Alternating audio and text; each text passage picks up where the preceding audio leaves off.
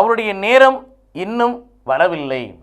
இது இயேசு கிறிஸ்துவுக்குள் பிரியமான என் சகோதர சகோதரிகளுக்கு, அவருடைய நேரம் இன்னும் வரவில்லை. இது இயேசு கிறிஸ்துவுக்குள் பிரியமான என் சகோதர சகோதரி, இந்த நிமிட நட்சத்திரக்கு இயேசுவின் நாமத்தில் நான் உங்களுடைய அன்போடு அழைக்கிறேன். யாருடைய நேரம் இன்னும் வரவில்லை? இயேசுவின் நேரம் இன்னும் வரவில்லை என்பதை அவரே சொல்லுகிறார். மரியினிடத்தில் இந்த வார்த்தையை சொல்லுகிறார். சில நேரத்தில் அப்போஸ்தலர்கள் மத்தியில் இந்த வார்த்தையை சொல்கிறார், இன்னும் என் நேரம் வரவில்லை. இது இயேசு கிறிஸ்துவுக்குள் பிரியமானவர்களே, தந்தையினுடைய திருவுளத்தை முழுமையாக நிறைவேற்றுகிற அந்த உச்சக்கட்ட நிலைதான் இயேசுவின் நேரம். பாடுகளுக்கு தன்னை கையளிக்கிற நேரம்தான் இயேசுவின் நேரம். அந்த நேரம் வராதவரை அந்த வார்த்தையை அவர் சொல்லுகிறார், அவருடைய நேரம் இன்னும் வராதால் அவர் நேரம் வரவில்லை என்று சொல்லுகிறார்.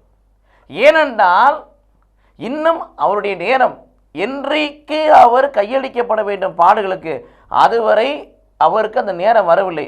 அதனால்தான் நிறைய சூழ்நிலையில் கடவுளை இயேசு துளைக்க பார்க்குறாங்க, தள்ளிவிட பார்க்குறாங்க, கொலை செய்ய பார்க்குறாங்க.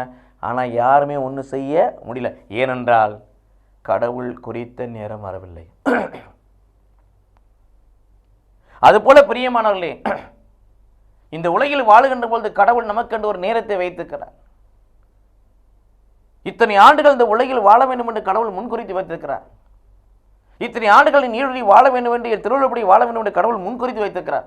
அத்தனை ஆண்டுகளும் பிரியமானவர்களே, கடவுள் நம்மை கண்மணி போல் காக்கிறார். அந்த நேரம் அனுமதி நம்ம யாரும் தீண்ட முடியாது. சூழ்நிலைகள் அப்படி இருக்கும், ஆனால் அவளை மேற்கொள்ள முடியாது. அழிப்பது போல இருக்கும், பகைப்பது போல இருக்கும், நம்மை கொல்வது போல இருக்கும், பயம் இருக்கும், திகில் இருக்கும், ஆனாலும் அதை மேற்கொள்ளாது. எப்படி பலவிதமான சம்பவங்கள் இயேசு கிறிஸ்து ஏற்பட்டாலும் அவருடைய நேரம், கடவுளுக்கு குறித்த நேரம் அவர்களுக்கு வராது. அப்படின்னா யாரும் அவரை தொட முடியவில்லை. அவர் மத்தியிலிருந்து அவர் வெளியேறினார் என்று நாம் பல நற்செய்தியிலே வாசிக்கிறோம். அதுபோல பிரியமானவர்களே, சக்கரியா 2:8 வாசிப்பது போல, என் பிள்ளையை தொடுகிறவன் என் கண்ணின் மணியை தொடுகிறான்.